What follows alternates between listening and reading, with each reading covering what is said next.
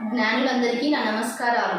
శ్రీ శ్రీ శ్రీ ఆచార్య ప్రబోధానంద యోగీశ్వర్ల వారి పాద పద్మములకు నమస్కరిస్తూ, నా పేరు ధన్యశ్రీ, మా ఊరు గుడికల్. యోగి వేమన ఆత్మజ్ఞాన పద్యభావం. నిగూఢ తత్వార్థ బోధిని గ్రంథంలోని 70వ పద్యం.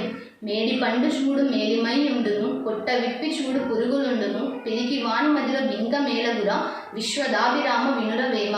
భావం: అందంగా అలంకరింపబడి రంగులు పూయబడ్డ గోరీలు కంటికి ఎంతో ప్రీతిగా కనిపించుచుండును, కానీ వాటి లోపల దుర్గంధపూరితమైన శవం ఉండును.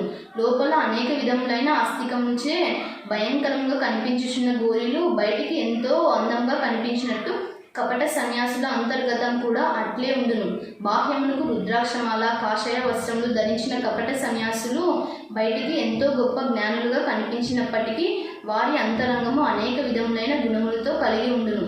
మేడి పండు చూచుటకు కాషాయ రంగులో ఎంతో అందంగా కనిపించుచుండును. దాని పొట్ట విప్పితే పురుగులున్నట్టు కపట సన్యాసులు కూడా పైకి పటాలం లోన లొటాలంగా ఉండును. ధైర్యమును జ్ఞానం లేనివాడు పిరికితనమును అజ్ఞానం పోదు. అజ్ఞానం ఉన్నప్పుడు జీవుడు విషయ కర్మలందు చిక్కుకొనిచున్నాడు. జ్ఞానం ఉన్నవాడు వేషం వేయవలసిన పని లేదని, వారి అంతరంగము శుభ్రంగా ఉండిన చాలని పై పద్యంలో వేమన తెలియజేశాడు.